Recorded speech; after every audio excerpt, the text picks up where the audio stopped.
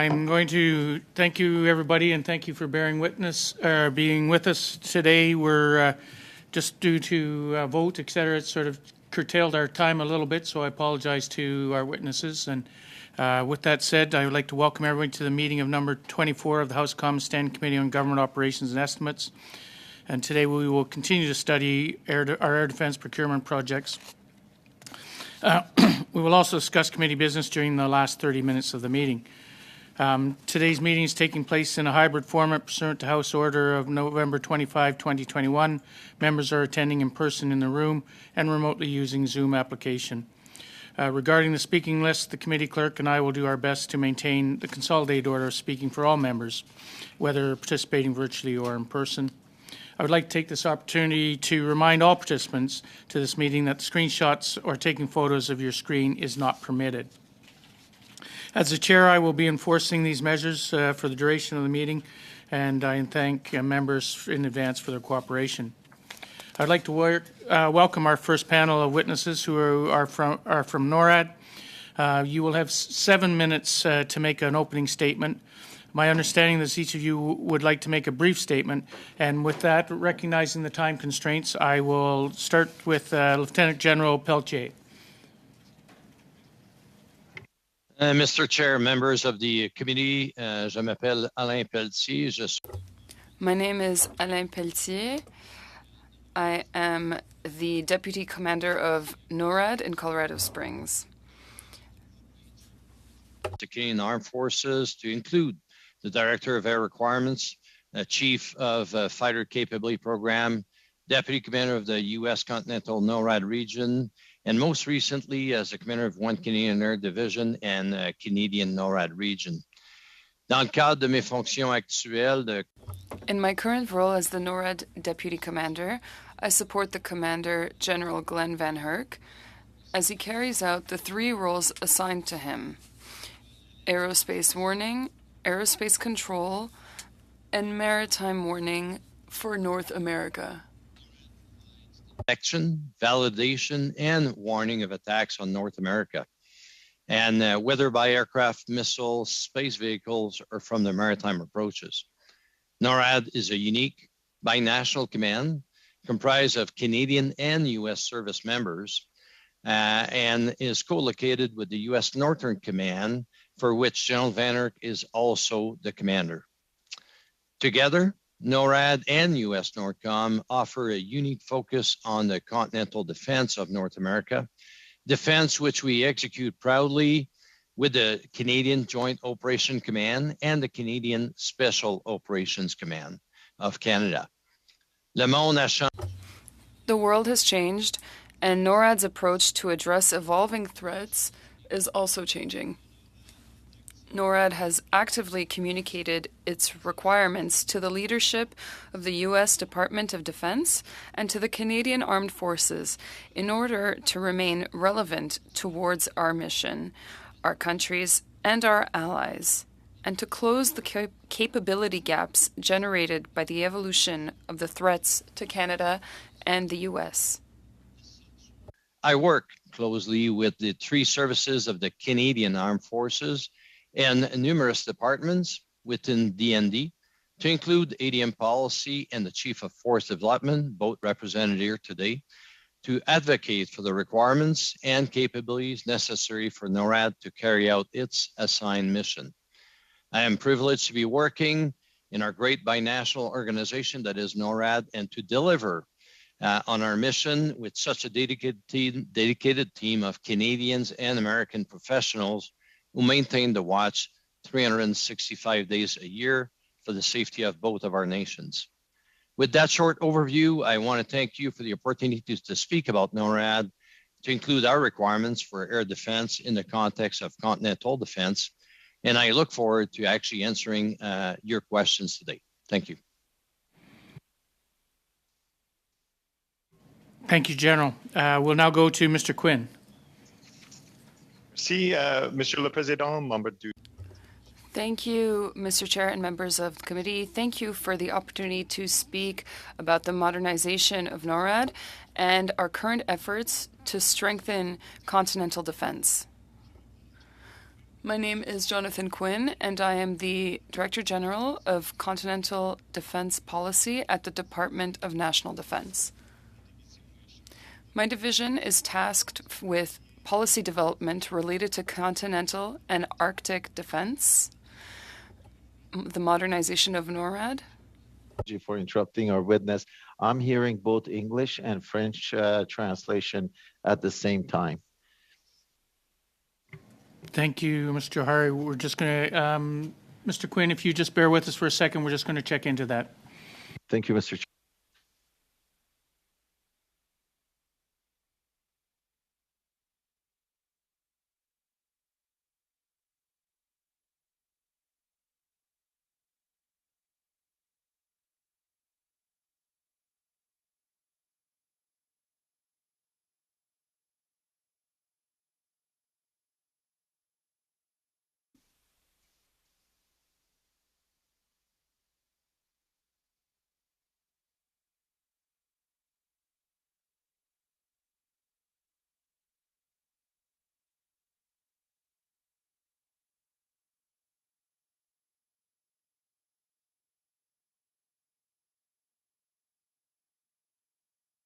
I'm just going to suspend briefly as we try and iron this out.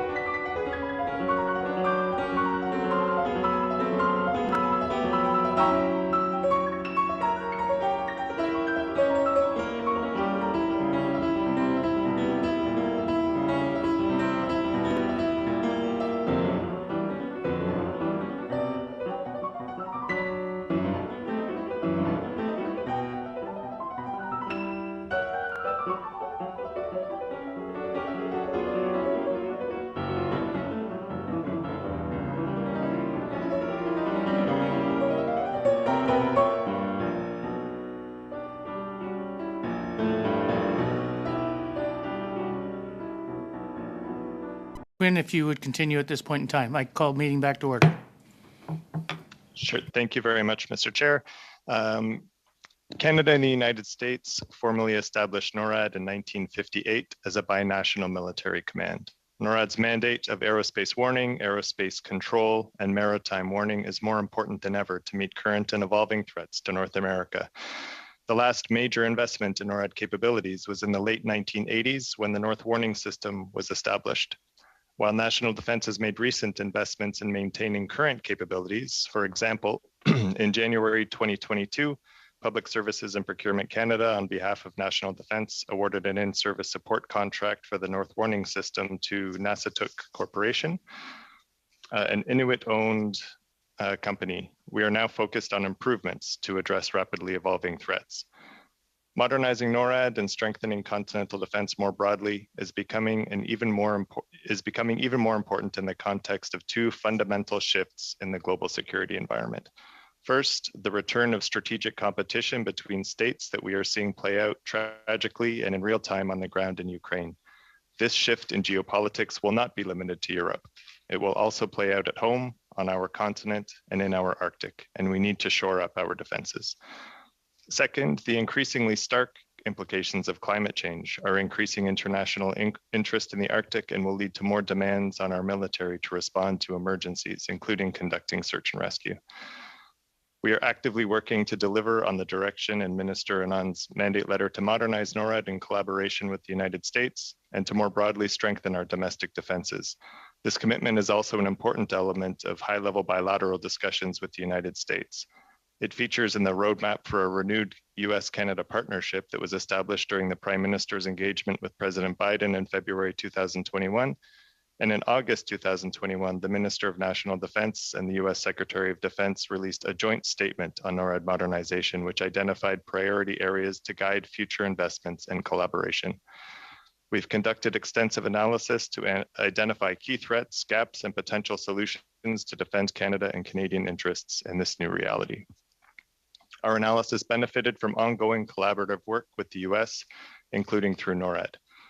Nous avons également examiné We also looked at the full range of domestic defense challenges Canada will face in the coming years and engaged academics, industry, and territorial and Indigenous governments to seek out broad perspectives and ensure we maximize the broader benefits to Canada of any future investments in continental defense. In closing, I would simply note that the Minister has been quite clear about her intent to bring forward a robust package of investments to strengthen continental defense in the near future. Thank you very much, Mr. Chair. Thank you, Mr. Quinn. And now, Brigadier General Boucher. Mr. Chair, membres du comité, mon nom est... Members of the committee, my name is Jeannot Boucher, and I am the Acting Chief of Force Development at the Department of National Defense. Design, often referred to as force development. This community comprises military and civilian experts, defense scientists, operational researchers, academics, and industry planners. The community also accesses NORAD planning and processes such as those led by NATO. My role is to lead this collaborative planning effort to develop investment strategies and propose priority. En ma capacité, je travaille de près. I work closely with Mr. Quinn in this capacity and the defense policy and with Mr. Pelletier's team. The program provides the analytical basis to anticipate changes to threat and security and provide advice on capability requirements in the 5 to 20 year horizon. It does so by conducting deliberate analysis that leverages academic and defense research, as well as a review of current platforms, systems, and capacity. Nous utilisons un cycle de 3. We are using a 3-year review cycle. Defense needs are evaluated through scenarios and modeling to objectively consider the demands of the future of the Canadian Armed Forces. Informs decisions around the modification, divestment, or introduction of new defense capabilities to ensure that the defense team has what it needs in the future. Après ce bref aperçu. With that short overview, I look forward to answering your questions. Thank you, Mr. Chair. Thank you, General. And with that, we will now go into questions. In light of the challenges we've had with time today, we will start with our first round, in which will be 4 minutes of questions per individual, and we'll start with Mr. Paul Hoos for 4 minutes. Merci, Monsieur le... Thank you, Mr. Chair. And good afternoon to Mr. Quinn and all the generals. Thank you for being here. In 2017, I had the opportunity to visit NORAD with the Defense Ministry, and we got a pretty good idea of how the situation works. In the years since then, we have always made efforts to improve our capacities. Of course, we are talking more about procurement right now. So what interests us with regards to equipment is, well, for example, there is a contract right now to maintain the radar capacity, but we also know that there's a new capacity that we're supposed to have, which is the system, the Trans-Horizon Trans-Operational Radar. We want to know if that's still on the table and where is that going? Is it progressing, or are we still waiting? Mr. Pelletier. Merci. Thank you for the question, Mr. Chair. Of course, the needs are still there. NORAD stated their needs with regards to that. We called it the domain awareness, which is the understanding of the situation. So it's not only for aerospace, but also maritime or naval needs. As you mentioned, there is a budgetary concern, element rather, that the government provided last year in order to maintain the current system, which is the North Warning System. And so we are waiting for the government to replace that program, which we need in order to increase our operations. The Research and Development Team, or DRDC, has worked with some American researchers in order to advance the technology associated with the OTHR technology. So the over the horizon radar. So now we are in a transitional period, and we're going to go ahead with the acquisition of a system, and that is just one element in a series of different levels, if you will, with regards to the acquisition of threats that could come from the maritime or airspace areas. So that is the principal system, but it is also one of many systems that are aerospace systems. I'm going to cut you off, but I have to ask, when we talk about capacity, I don't necessarily mean strategically or tactically, but I mean more with regards to equipment. There is this system that is in place, but besides that, are we behind? Are we, for example, our American colleagues pushing us with, ships and the F-35? Is there something that we have to accelerate with regards to procurement? Of course, the future fighter planes that has gone forward, and it is in a current stage with a capacity of final operating or initial operating capability in 2025, and we do need that in order to be operating with the Americans. They have already started talks on the radars, and they have begun the research on other systems. They wish to implement aerospace systems based that are ground-based in order to progress to make their capacities progress. I think that's all. Thank you. We will go to Mr. Kuzmirchuk for 4 minutes. Thank you very much, Mr. Chair. And in light of the recent interaction in North Pacific between the aggressive Chinese Air Force and Canadian Armed Forces, that obviously is something that is of great concern to us. And I think it also highlights how dynamic and fast-changing the security and geopolitical situation is around the world. And I wanted to ask you, Lieutenant General, how have the threats evolved since the last time Canada and the U.S. undertook major modernization or reform of NORAD infrastructure?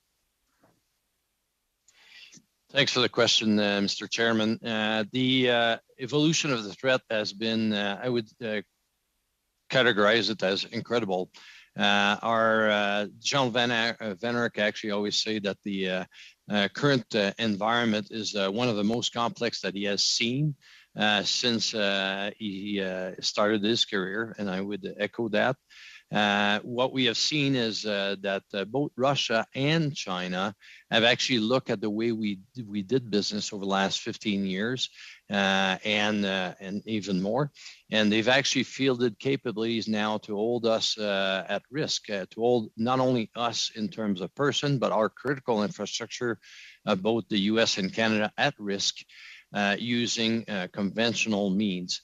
Those two countries used to actually leverage their nuclear weapons in terms of their deterrence mechanism, but now they've advanced their capability to actually hold critical infrastructure in both countries at risk using conventional capabilities that can be delivered now from long-range aviations as well as very stealthy submarines that are going to be available on both coasts, actually both the Atlantic and the Pacific, so of concern to us. The challenge has been increased as well by the ability of them to actually deliver that from a range that is well beyond the current detection range of the warning system. And that's why we're looking at systems, whether it's space-based, air-based, or ground-based, and subsurface based in order to actually detect those threats and the vehicles carrying them as far from our coast as possible. General Van Erck always referred to of detection and deterrence starts abroad and moves in. So we're also relying on the capability provided by NATO and our allies in Europe and in the Indo-Pacific to help us in our detection and aerospace warning and aerospace control mission as well. Thank you very much for that, Lieutenant General. And one question I have is, NORAD is really a unique example of the shared management of shared airspace. And I wanted to ask you, what role does the Royal Canadian Air Force play under NORAD, and can you maybe describe the operations undertaken by the CAF as well too? So what is Canada's input to NORAD? Yeah, thanks for the question, Mr. Chair. The Canadians' input is important. Like, we have over 1,000 people that actually contribute daily to the NORAD mission across both Canada and the US. And that starts in Canada through members working at the HQ of the region, as well as the sector. The region is located in Winnipeg. The sector is located in North Bay. And we have also, at the tactical level, the fighter aircraft, the tanker aircraft that actually contribute to our reach capability to be able to operate up in the north as much as off the coast. And we have Canadians that are distributed across 13 different locations in the US as well, and in Greenland, that contributes to both the aerospace warning, aerospace control, and also generate capability through the maritime warning aspect of our mission. Thank you, General. We'll now go to Mrs. Vignola for 4 minutes. Merci, Monsieur le Président. Thank you, Mr. Chair, and thank you for taking the time to make your opening statements in both official languages. It's always fantastic to hear my mother tongue. My question is for Mr. Boucher. You referred to a 3-year cycle. That seems a little bit short, especially if we consider the construction delays and the life cycle of these constructions. Can you elaborate a little bit in 2 minutes on what that cycle implies, and what is the medium or short or long-term vision for defense? Thank you for the question. What we do in the 3-year cycle is, first we look at the operational environment, which has evolved in a way that we expected, but a little bit quicker. And so we do look at what that means for the Allies and for Canada. And that's how we're able to identify what is lacking in our capacities. So that could be equipment, infrastructure, staff to support the new equipment that we've procured. And there's also infrastructure. Then there's modelization and scenarios that we come up with in order to identify what to prioritize and see what's lacking. And then we would develop a program, which you are aware that we see through the projects. So there's a 5 to 20 year horizon.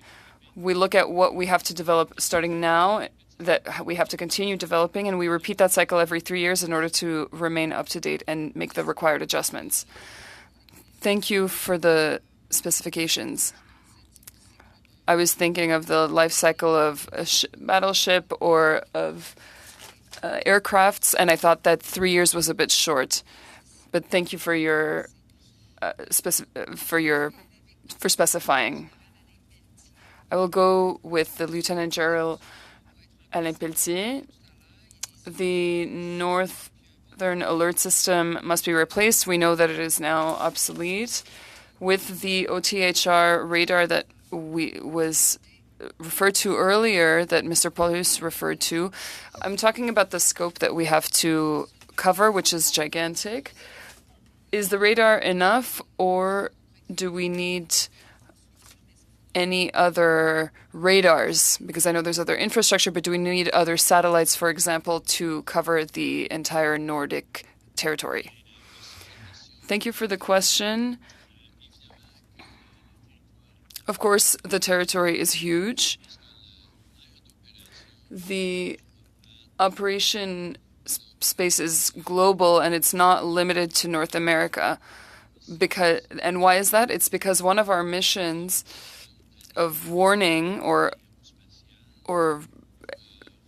aerospace alerting really covers the entire globe. So we have to see where the missiles are launched from in order to trace a probable or possible trajectory and alert the government to this threat. So we use the means that are provided to us by the commandments of aerospace by the United States and also in Canada. So we look at everything across the globe. For any specific threats related to the aerospace, of course, we have a focus on the north, which is a bit more traditional, but we also focus on the east and the west of the continent. And with radars, or with the OTHR, rather, they allow us through their technology to have a vision on or an overview of the aerospace with a distance that is almost 10 times longer than what is currently provided by the Northern Warning System. Of course, we've contemplated the structure of the radars that we would need in order to ensure that we have what we need. The American government, in their budgetary prediction this year, predicted a budget to purchase 4 radars that would allow positioning a radar on the east, west, and southern coasts and in Alaska. So all of those radars with the probable contribution of Canada in the north would give us a commandment architecture and it will allow us to meet future needs. Merci beaucoup. Thank you, Mr. Chair, and thank you to the witnesses for being here today for this important discussion. I know we're not necessarily talking about fighters this afternoon. In the 11 years that I've been an MP, one of the first things we spoke about when I got here in 2011 was the replacement of F-18s, and 11 years later, I feel like we've progressed, but not all that much. It's been a pretty long process. But I'd like to speak to you, or rather hear you speak about the situation on the section, on the North American section. I'd like to address Mr. Quinn. With the invasion of Ukraine by Russia, that is increasingly isolated and aggressive, according to you and your evaluation, how has the threat increased in the Canadian North with regards to our national security? Merci pour la question, Monsieur le Président. Thank you for the question. We've been seeing some trends in the global security environment for some time now. And while we didn't necessarily predict just how what's happening in Ukraine, I think what is happening is pretty consistent with the trends that we'd identified and with the analysis that we've been doing in terms of global competition that I mentioned during my opening remarks, and how we're really entering what we would call a new phase of global competition. So in terms of what that means for Canada, I would say that in the Arctic, we don't necessarily see an immediate military threat to Canada's Arctic still. But the region is changing quite dramatically, both from a physical perspective and a geopolitical perspective. So on the physical side of things, it brings some pretty practical challenges, increasing activity, which could lead to increasing demands on the Canadian Armed Forces to conduct kind of more safety and security type operations, search and rescue operations. Also on the practical side, climate change is dramatically reducing permafrost, which has implications for northern infrastructure. So those all need to be taken into account. But from the geopolitical side, Russia is obviously, I think, the most capable Arctic military actor. They're rapidly modernizing and building up their forces. China has declared itself a near Arctic state, also developing some capabilities that are capable of challenging Canadian interests in the Arctic over the long term. So, sorry, sir. Merci. Sorry, Mr. Chair. J'ai pas beaucoup de temps. I don't have much time. Sorry for cutting you off. We did talk about the need for detection in the article, and General Pelletier, according to you, I'd like to understand. So you think that we need to modernize, we need to be more prepared, we have to have a north warning system that is better. Do you think that that means that right now we are threatened by a Russian incursion, by an undetectable submarine incursion? Do we have good radars, or are we behind? Thank you for the question. Well, when we look, I can't say too much since certain things are classified, but we do have a submarine detection system, but the evolution of the technology has evolved, of course, and the Russians and China have both progressed with their technology. I think on the East Coast we have that technology, and we expect that it should also be present in the West as well. I'm not an expert with that regard, with regards to Canadian Marines, but we have offered,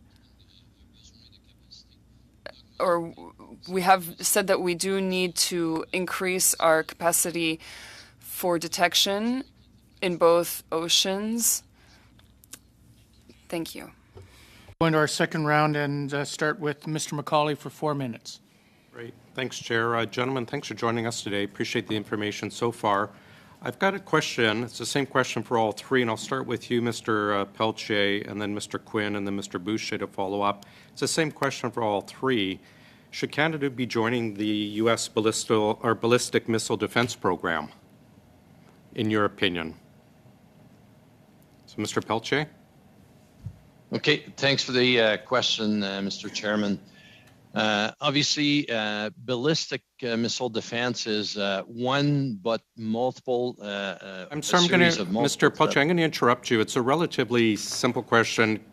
Do you believe, as a partner in NORAD, should Canada be joining this, especially seeing the new threats? And if you say it has to be a political decision, that's fine, but I'd just like a simple answer. Okay, I do believe that this is a policy discussion and decision to be made by our government. Do you have a role in providing a recommendation? And would you share that? I have a role in providing information as to how we do business currently so as it relates to the So NORAD does not provide, so we don't provide a recommendation to the government from your office? The chief of defense staff. That's a fair answer. Mr. Quinn, same question. Thank you for the question, Mr. Chair. I think the minister recently said that we're looking at all of the different threats. I saw the comprehensive review, but that's just, again, I'll say talking points. I'd like to know, and I think Canadians would like to know, considering especially with the new threats, both from China has been mentioned, but also the Russian aggression. Should we be joining? Mr. Chair, I think all I can say at this point is that we're considering all options. We're looking at the threats that Canada faces in this regard, and we'll take all of that into consideration as we await a government decision on what we're doing in terms of NORAD modernization and fulfilling the commitments that have been made. Okay, I think I see where we're going with this, Mr. Boucher, so I'll spare you having to answer that. You talked about, Mr. Boucher, about planning 5 to 20 years out for future procurement, future equipment.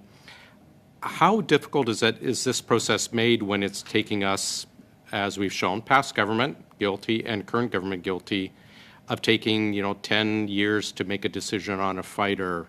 It's going to be 10, 15 years for us to get a warship in the water.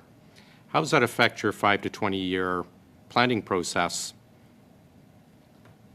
So thank you for the question, Mr. Chair. As I said earlier, I guess we work closely with our allies in this, whether it's the U.S. or our NATO partners, which use a very similar process. So once again, looking at the operating environment, its implications, and what the capability gaps are for Canada. Those will vary slightly. What would you say right now our capability gap is? All of the above?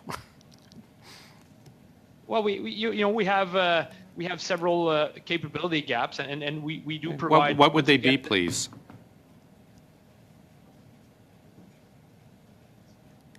Like you mentioned it several times, it would be interested. What are those capability gaps, since you've brought them up? Well, there's several capability gaps, and we look at them. Again, what are those capability gaps? You brought them up. What are they? We look at them in range of our ability to understand what's going on in the current environment, our ability to decide. So you can think in terms of command and control, our capability to act, which is through a lot of the capabilities we already have in the program, and then we also look at some gaps in our ability to sustain. So think in terms of logistics. I'm afraid I'm out of time. Thanks. Thank you. Thank you, General. We'll go to Mrs. Thompson for 4 minutes.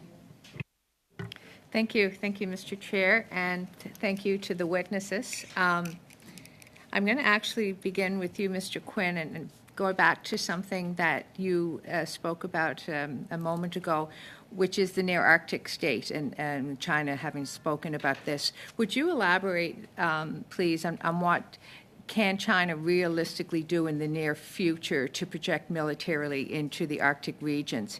And then also, what about Russia, and what capability and capacity do they realistically have to threaten Canadian interests? Thank you very much, Mr. Chair, for the question. I'll start with China in terms of their, and with China in particular, I would say it's the long term rather than the short term that we're looking at. So China is modernizing their military across the board, investing in really high-end technology, all kinds of domains in space and cyberspace. They're also investing in ice-breaking capability as well. You mentioned the Arctic specifically.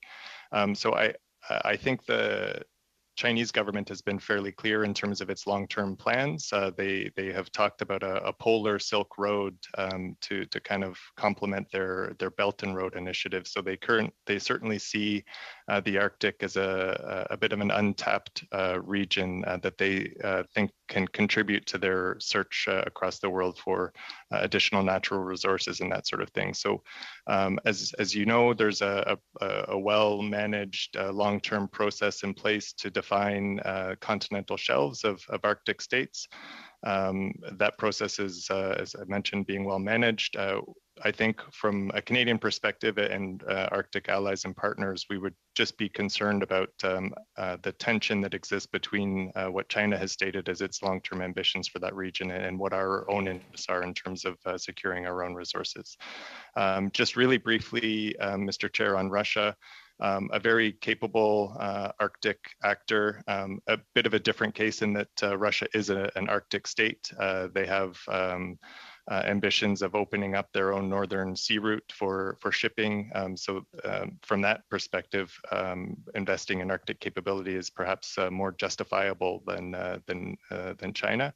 But obviously, it's clear based on recent events that they have very little regard for the international rules-based order on which Canada and our allies depend. So Russia's capability combined with that lack of respect for international law is what concerns us there. So all of these things, as I said, no immediate threat from our perspective, military threat in the Arctic, but we need to watch these developments very closely and make sure the Canadian Armed Forces have the ability to defend Canada, our interests, and our sovereignty. Thank you.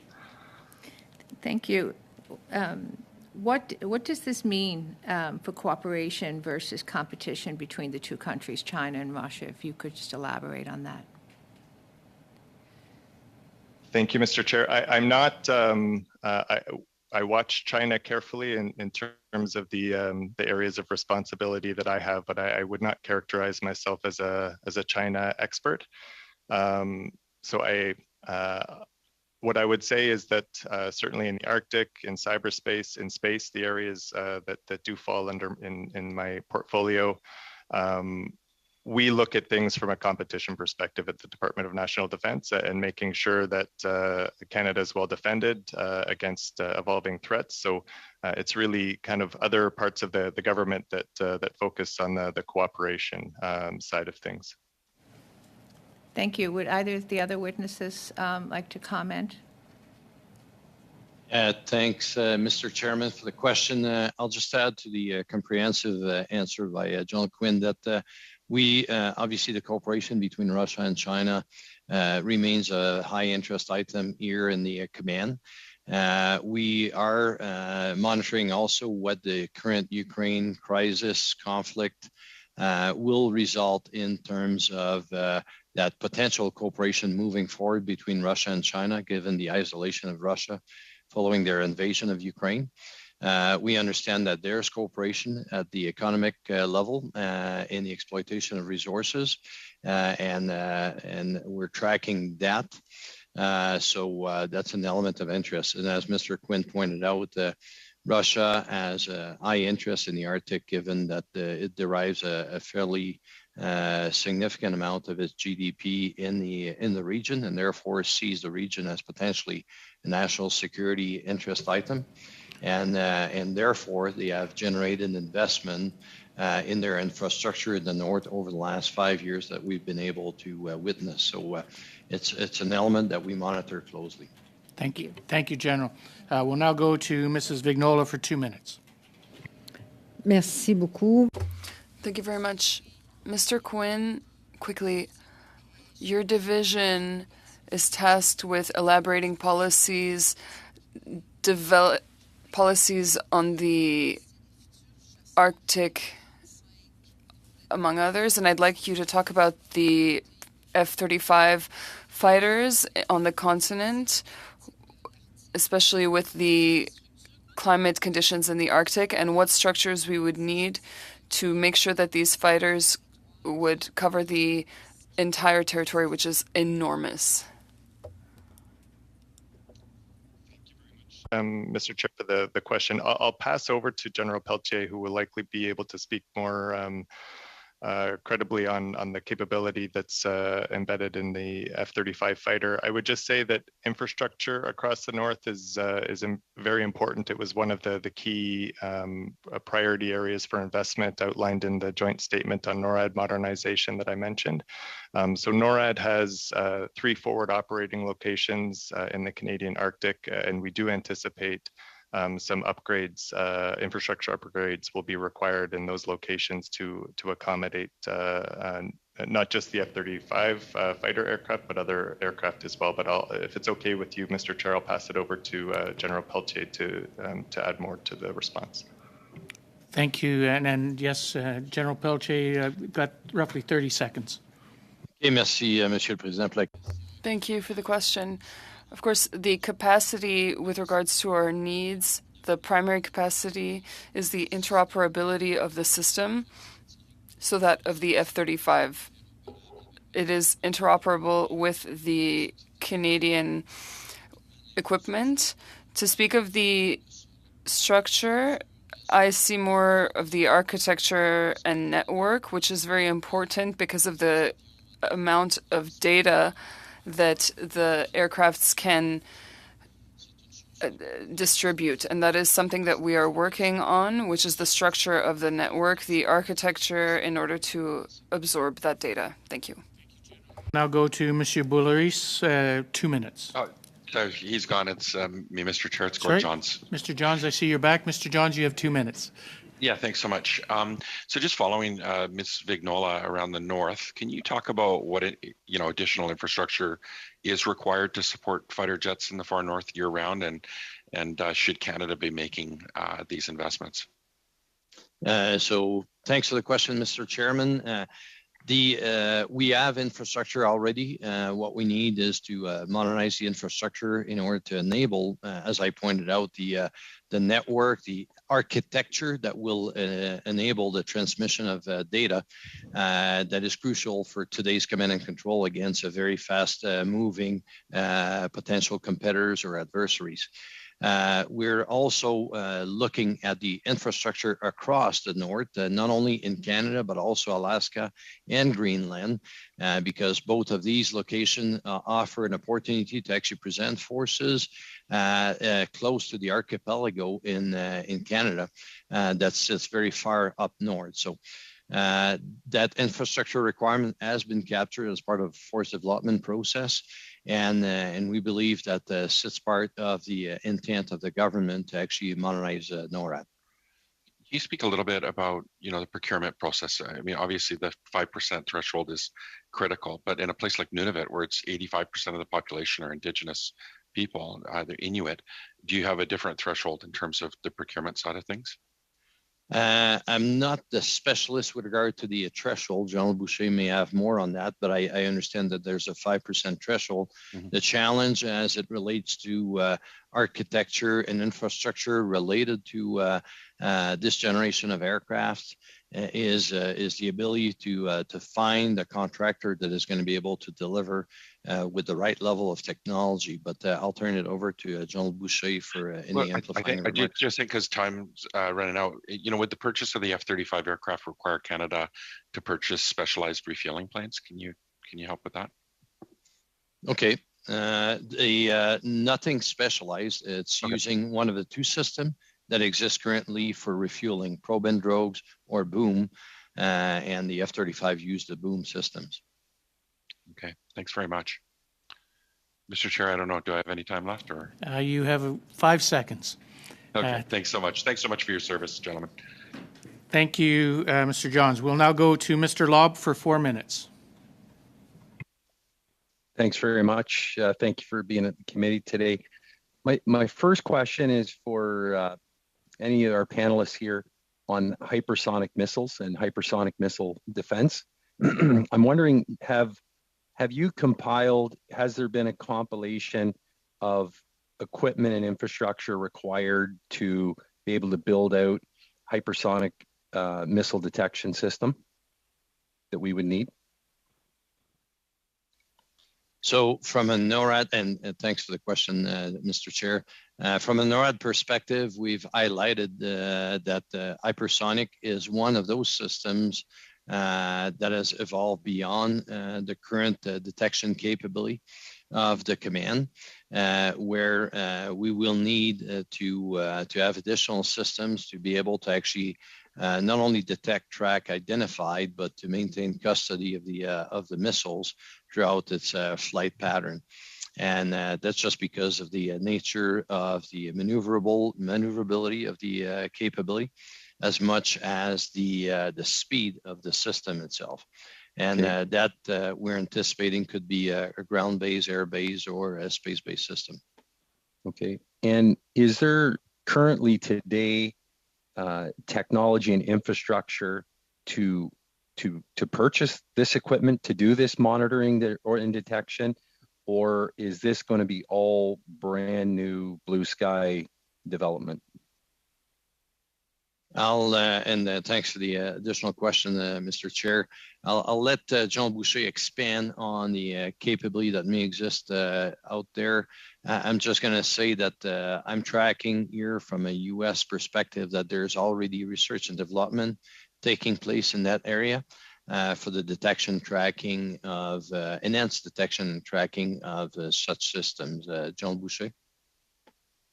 Yeah, I would say obviously the approach of this is obviously a system of systems approach. So there's not a single system. It's multiple layers with systems interacting. So the way we've looked at it and the advice we've provided is the all domain awareness piece. So the sense and make sense that General Pelletier talked about, and then obviously following that, our ability to command and control or to communicate, to decide, and then to take action on it. So there are parts of the systems that is technology that already exists, but there are parts of it that are developmental still, and thus the need to kind of start this work soon in order to be able to deliver the required technology in years to come. Right. And who at the end of the day decides this? Is this going to be the U.S. deciding this, or is this we will have a 50-50 say in this? How does that? Is that all in negotiations, I guess? I would pass this over to Mr. Quinn, I think, for this one. Thanks, Mr. Chair, for the question. I'm not sure I would, this response isn't specific necessarily to hypersonics, but in terms of NORAD modernization writ large, I keep on referring to this, but there was the joint statement on NORAD modernization laid out these 4 key areas of priorities for investment. So that was negotiated. Negotiated is probably a strong word, but it was. We worked very closely with the U.S. to lay out those 4 key areas, and once we have kind of a clear picture of the funding envelope that we're looking to operate within, and an announcement on the specific initiatives we will be pursuing, we'll work really closely with the U.S. to make sure that all of our investments are complementary. But I wouldn't anticipate necessarily like a 50-50 split or a formal negotiation on exactly what the cost sharing arrangement would be. It would be more close collaboration on kind of national investments that are complementary to each other. Thank you. Thank you, Mr. Lobb. We will now go to Mr. Johari for 4 minutes. Thank you, Mr. Chair, and I'd like to thank our witnesses for your testimony today. Let me start by formally acknowledging the services that you 2 generals and the women and men of Canadian Armed Forces are doing to ensure that Canada is kept safe and North is kept strong. So thank you very much. I'm going to limit my questions around the scope of the NORAD modernization. As I'm sure you followed the testimonies, there are 2 schools of thoughts that's coming up, and one is a very defensive, and the other one is defensive plus offensive. I call the defensive upgrade and integrate, and I call the offensive plus defensive and upgrade, enhance, and integrate. Lieutenant General, in your opening remarks, you indicated that you are actively communicating your requirement to the leadership of both U.S. and Canada. Can I start with you, sir, to ask whether the requirement that you're forwarding on behalf of the Canadian Armed Forces has a offensive nature as well as a defensive nature? Thanks for the question, Mr. Chair. The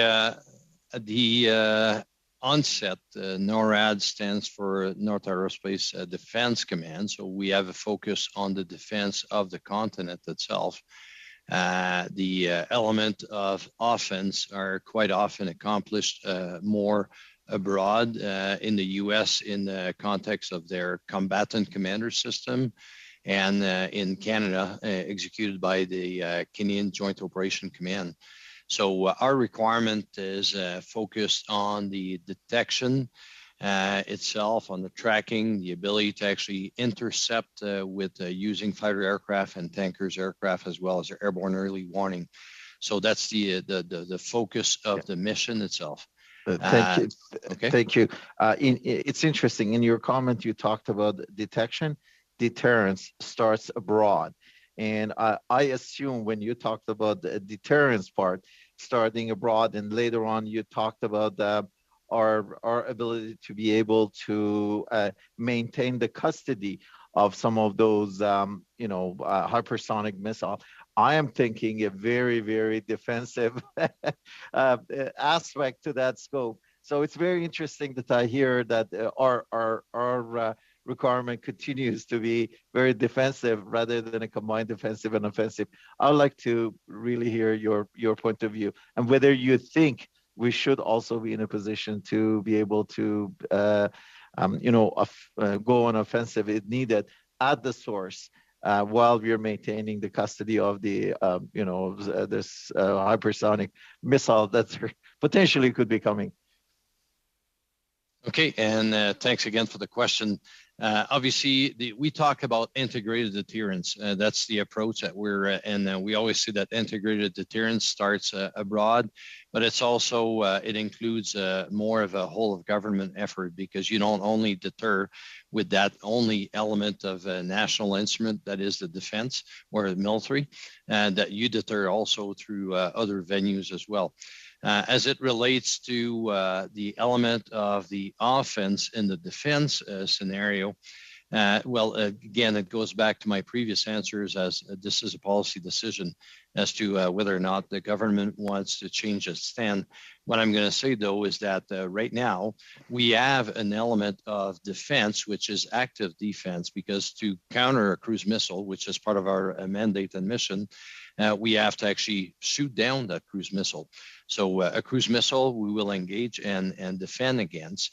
Which is a different approach than what we have right now for elements like ballistic missile defense. And right now, NORAD has not been tasked to actually defend, i.e. actively defend against hypersonic missile.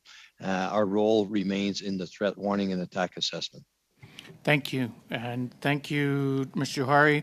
And thank you to our witnesses. This ends our questioning time. And I want to thank you all for bearing with us when we had the issue dealing with time constraints. But I would like to thank Mr. Quinn and then General Boucher and General Pelletier for being our witnesses today. If by chance you have any further evidence that you feel that you wish to submit that may add to your testimony today, by all means, please provide that in writing to the clerk, and he will distribute that with all the materials to the committee.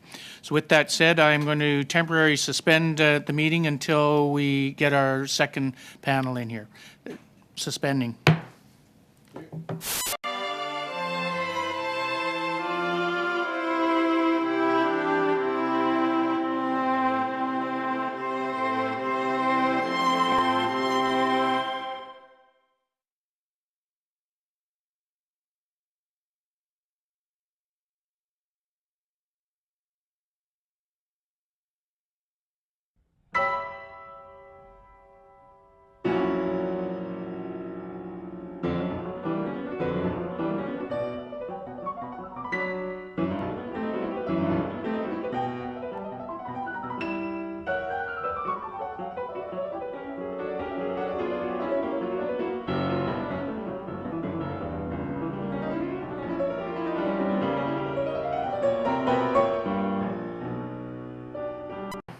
And I would like to welcome Mr. Mueller from the Aerospace Industries Association of Canada, and thank you for being here and bearing with us in the time changes.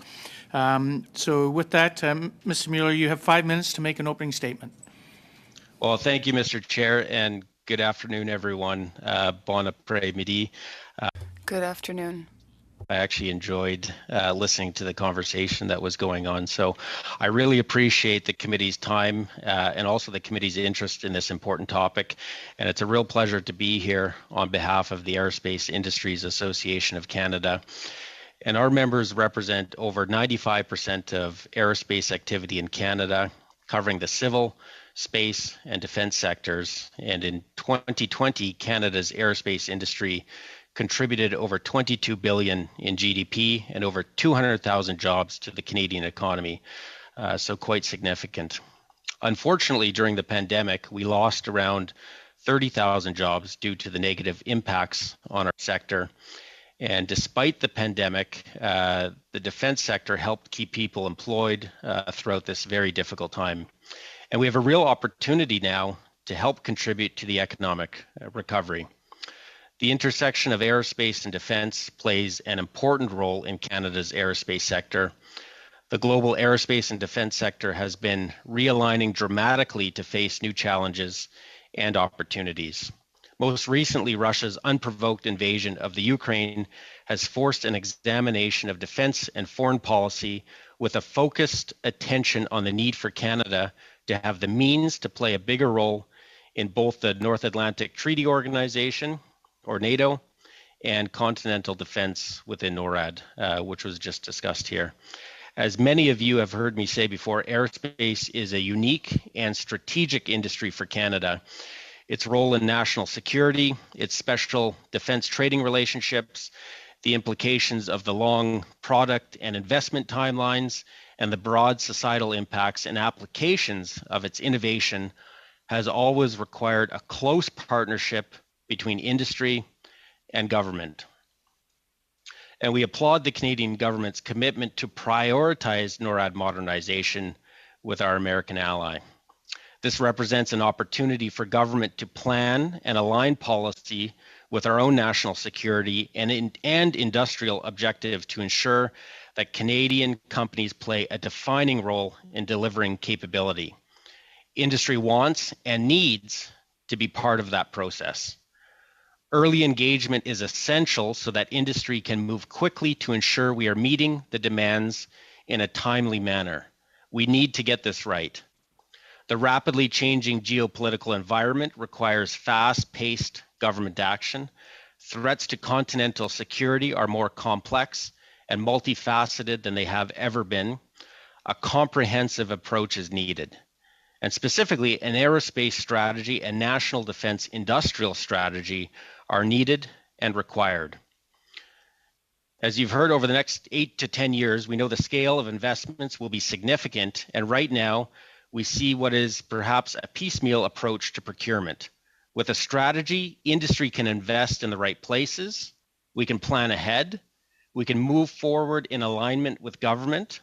With a roadmap as a guide, we can leverage our industrial strengths so that the government, and more importantly, Canada's frontline troops, receive the equipment they need when they need it. Industry has been calling for such a national plan for years. Not only will it help with predictability and planning, it would play a significant role in reducing the delays in the current defense procurement process. And make no mistake, we need to find efficiencies. Every year, government procurement lapses significant capital funds, which in turn deprives the military services of the equipment that is essential to their mission. It's the lost opportunity that also impedes our nation's economic growth. We must take a long, hard look at how we can improve the current system to ensure more timely procurement. More timely procurement will mean government objectives are being met and that our nation is building its industrial capability and capacity. This is essential. And it's also time to re-examine government aerospace procurement and consider how procurement decisions can benefit Canadian firms, whether those firms are wholly domestic, the domestic subsidiary of a multinational company, or an international supplier. Opportunities for Canadian companies to contribute their skills, technologies, services, systems, and other components as part of a procurement strengthens the industry and contributes to the economy. Finally, aerospace and defense programs must be modernized to spur investment here in Canada. And by updating some of those programs, we can increase support for small businesses and the Canadian supply chain. The opportunities are staggering. So let's leverage our strengths for Canadian jobs, national security, and this can be done through a national aerospace strategy, as all of our competitor nations have done. So thank you very much, and I look forward to some of the questions. Thank you, Mr. Mueller. We'll now go to Mr. Paul Hoos for 4 minutes. Merci. Thank you, Mr. Chair, and thank you, Mr. Mueller, for being here today. You spoke about the procurement processes at the federal level. What we've been seeing since the beginning of our study in this committee between maritime and aerospace, well, there are two problems. There's governmental decisions, and then there's the administrative operations and how contracts are bidded on. And of course, we had some discussions. Last weekend, I was in Europe with NATO countries. Canadian companies are charging more than foreign companies. So there's there are two problems. There's the government, and there are some private companies that are privileging the fact that there are purchases in Canada. Do you feel like there should be a more equitable playing field financially? Thank you for the question, Mr. Paul Houston. I want to acknowledge also your service to our country. And a lot of our folks working in our industry are military, ex-military too. So I just wanted to acknowledge that. There's definitely some challenges there. And that's why we keep going back to the need for an overarching aerospace strategy, to have those discussions, to make sure that we are ensuring industry can respond adequately to where the government is going. And I was just listening with interest with respect to the NORAD commanders there, and the 4 different key priorities for NORAD.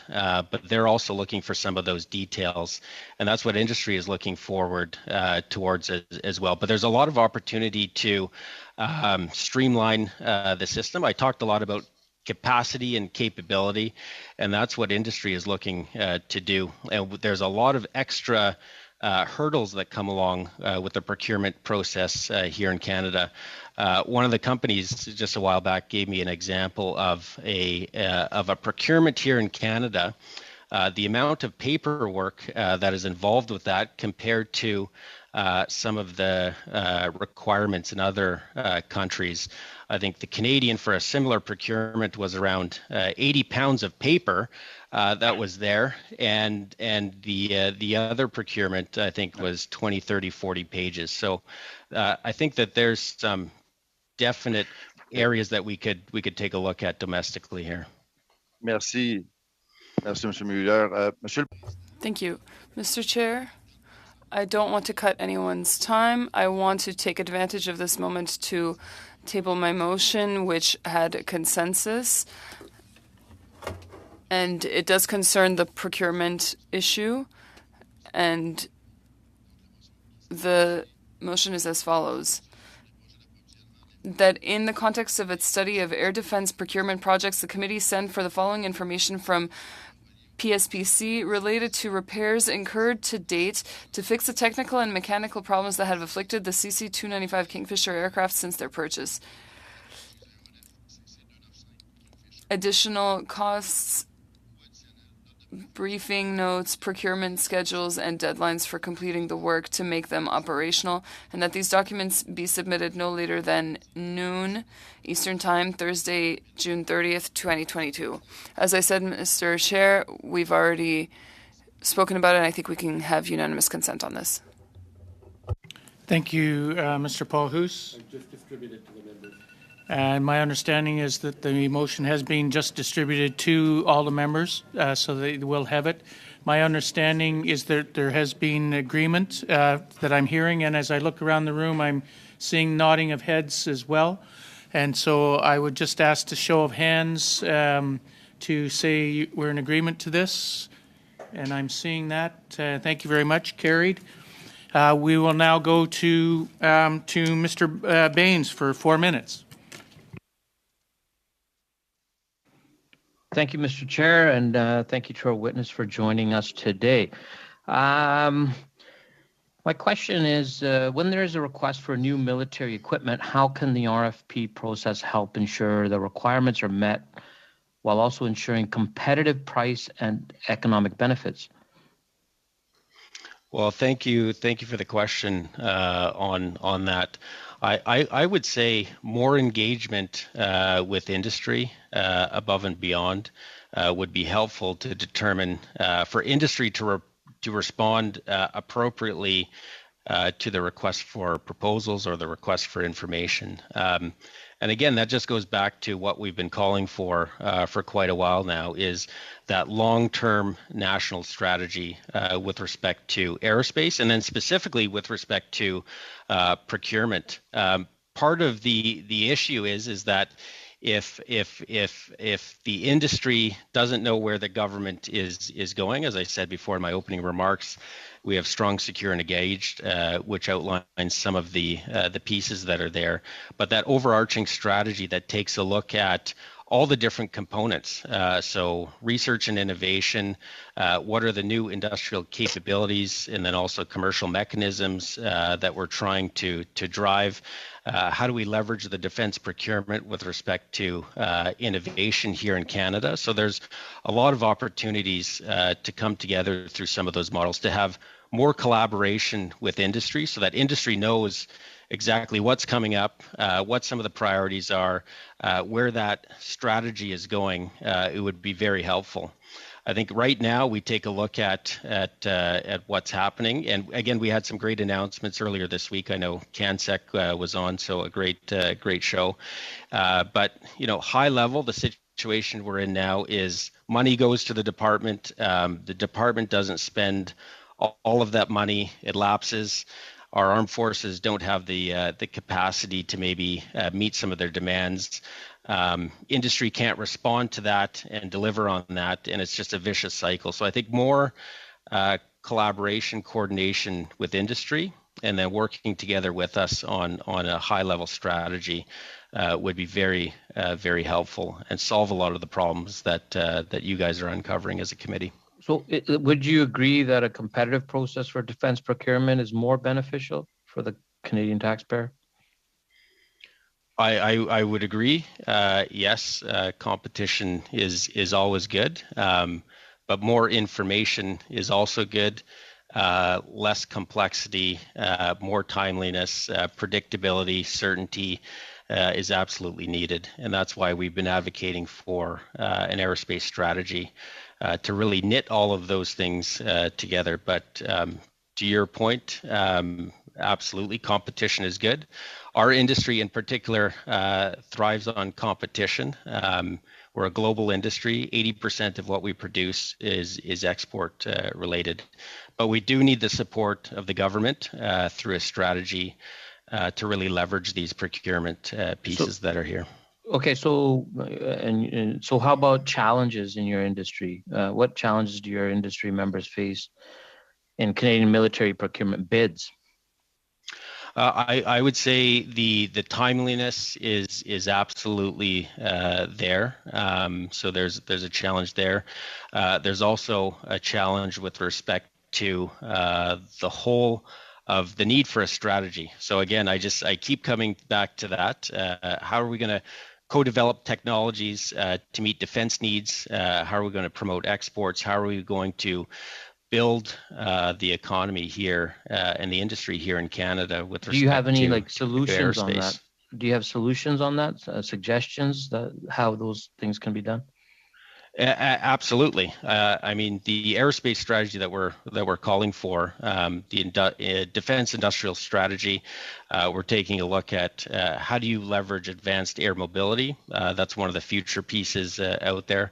So we need to have discussions on that. Space policy and planning. We also have workforce skills development pieces that are out there. One of the challenges right now that you're probably seeing across the board is on the labor market side of things. And then also, how do we encourage our small businesses to make sure that they're a part of this process? So some of the recommendations we have with respect to small businesses is how do you ensure small businesses can compete for procurement? And then how can you unbundle some of those procurements for them? Thank you very much. We will now go to Mrs. Vignola for 4 minutes. Thank you, Mr. Mueller. I think it would be important, and I think that you're going in the same vein, I think it would be important that for the government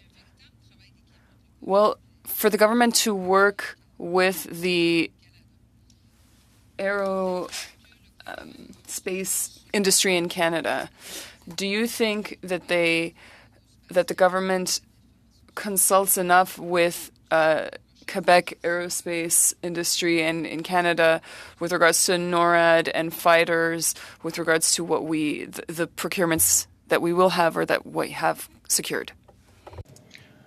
Well, merci pour la question. Thank you for the question. There is some mechanisms, formal mechanisms, where we do engage with government, but I think we need more. We definitely need more engagement on the upcoming defense policy review that the Minister of Defense has promised and the recent budget has promised. We were encouraged by the funding in the budget of the $8 billion of new funding that is there, but we need more discussion. Where is that going? There's not a lot of clarity on that. NORAD modernization, also huge opportunities there for our industry, but we need to have more collaboration, more discussion. And again, that goes back to the need for an overarching airspace strategy. And in Quebec, we can take some lessons there. The provincial government has put forward an aerospace strategy, and they're very strategic in how they are approaching the industry. And that's something we need to emulate at the national level also. As I said before, all of our competitor nations have strategies, and they're executing against those strategies, and we need to do the same here. And that builds the capacity and the capability of industry, allows industry to respond to the government's needs. And I think with the Ukraine situation right now, we see those requirements changing at a very rapid pace, and we need to make sure that industry has a clear understanding on how to contribute and respond to some of these pretty significant challenges that are coming up. Merci beaucoup. Thank you. You spoke of strategy. Right now, there's not enough staff. With regards to aerospace, when there's not enough staff and in any connected industry, does the industry have a strategy to make up for the labor shortage? And how can the Canadian government help the industry? Merci pour la question again. Thank you for the question. The number one challenge I keep hearing from industry right across the country is labor market concerns, and I'm sure you're hearing that from a lot of other different industries also. But it's something that we're seized with. We're taking a look at how do we define the situation? How can we work together with government with respect to the pipeline of skills that are out there? Aerospace is a very attractive working conditions. I think it's 30% higher wages within the aerospace industry. So a lot of opportunity is there. We need to do a better job also as industry, promoting the opportunities that are there. And we are working together with ESDC on a couple of initiatives that we think would be very helpful for the industry. But absolutely huge challenge across the board in finding skilled workers, training skilled workers, bringing skilled workers in internationally also to help contribute. And there's a huge opportunity there with the Ukraine population coming into Canada. There's a large industry in the Ukraine, so looking to work with the government also on those things. But again, more collaboration with government, more discussions is absolutely critical, so we can respond to some of these things. Thank you. We'll now go to Mr. Johns for 4 minutes. Well, thank you so much for being here and for representing so many great businesses in Canada. We've been hearing a lot, obviously, about the opportunities for the civilian sector to work with the military, and nothing comes more apparent to me than tackling climate change. We saw how defense was called upon in terms of last year around the raging forest fires, flooding, and other types of natural disasters. In fact, in my home province of BC, over 350 military personnel were sent to the interior to fight forest fires to support, private sector contractors. Do you believe that it's really important that the military work with the private sector to take on, outside of like just typical defense that you would imagine needs, but the climate emergencies? I've got a great company who you're very well informed about, probably, at Coulson Air. Yeah. They're working, in Argentina, Chile, Bolivia, America, the United States. They're working with their C-130s and CH-47s and Blackhawks to support aerial firefighting capacities, but they're not doing anything here in Canada. And Canada hasn't taken, a lead in terms of forest firefighting. Do you see opportunities that could be there to help deal with natural disasters and the warming climate that we're facing? No, thank you for the question. I'm originally from British Columbia too, so a lot of my family was actually caught in some of these in some of those floods, and it was the air assets that actually got some of them out of the situation that they were in. So absolutely critical. As we see with severe weather events, it's pretty important to have the capability here in Canada on these items. So, with respect to climate change, with respect to wildfires, a whole host of opportunities out there. We were also encouraged with the budget. There's some funding on wildfire mitigation and then also detection. So working with the government on some of those pieces. But I would say one of the things that we're really excited about is the upcoming. I think it was in budget 2021. The notion of a Canadian DARPA model, and it's something that we are talking to the government about, and we really need an agency like this, because you're talking about you have civil and then also the defense side, and we need an agency like this to focus on sectors like aerospace, in which Canada has a competitive advantage. And you mentioned wildfire mitigation. I mean, Coulson is an example, Conair. There's a whole host of companies that have a real skill set here in Canada.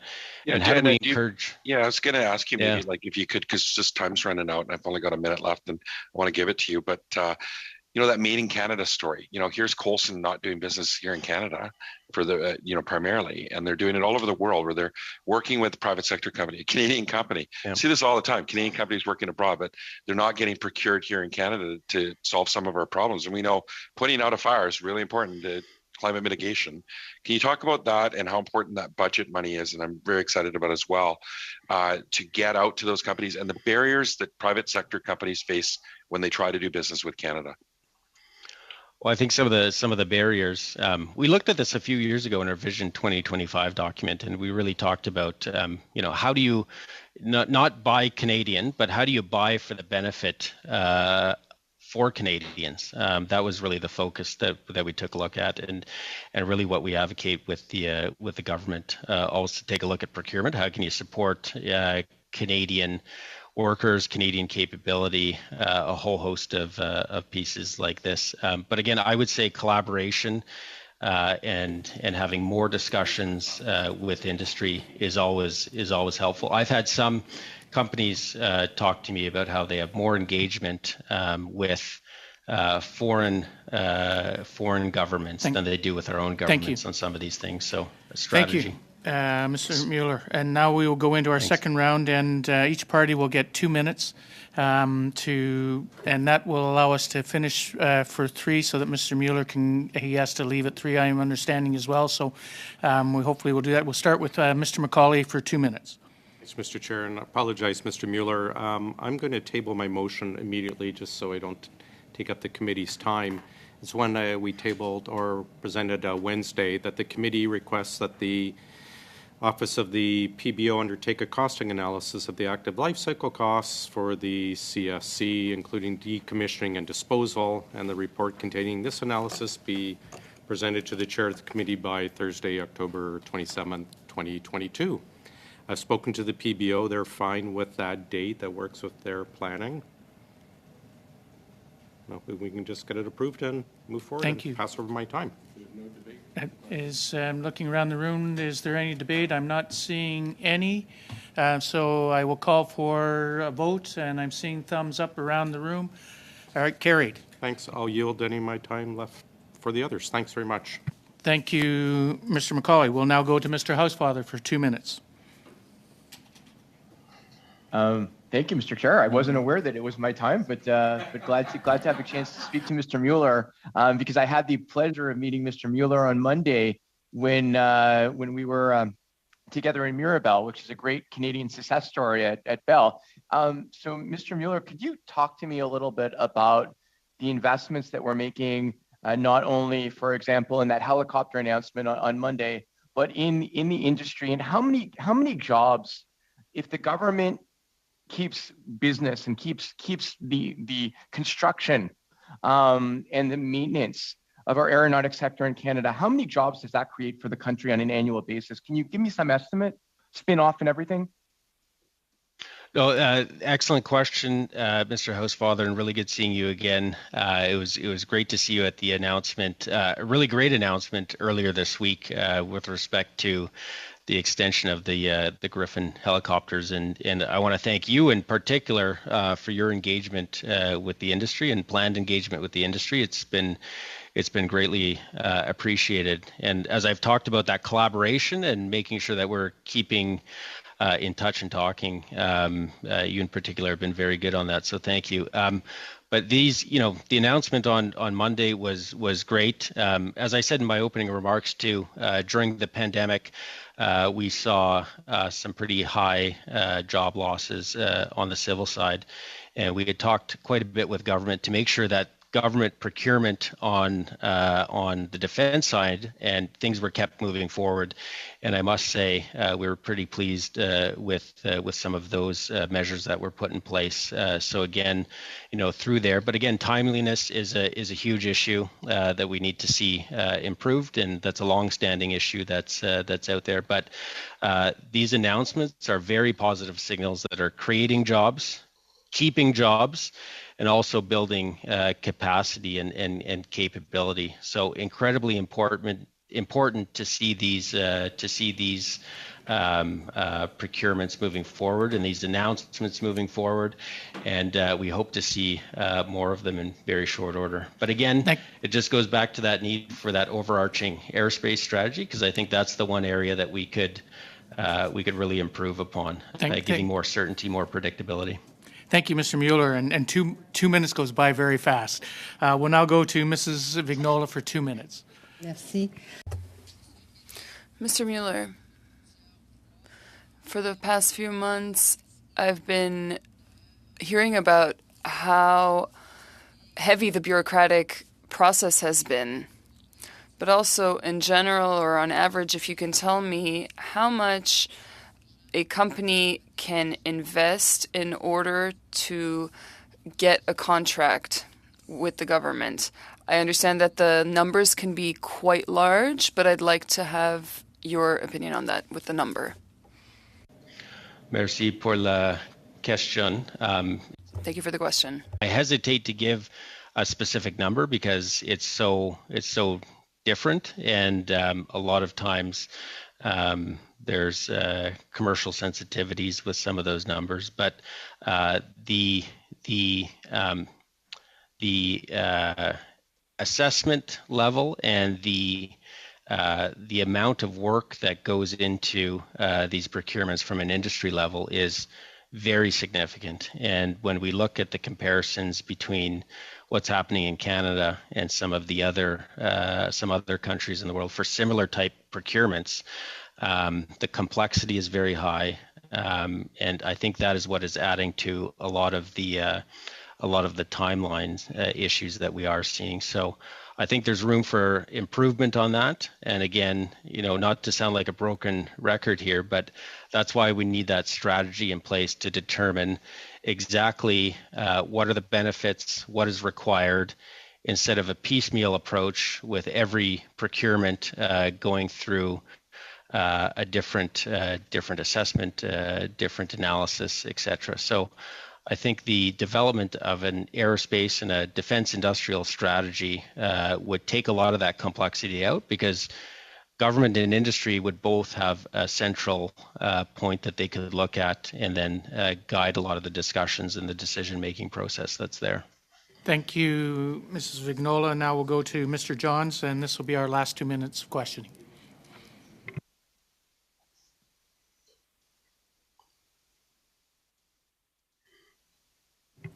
Well, thanks very much again for your important testimony and work.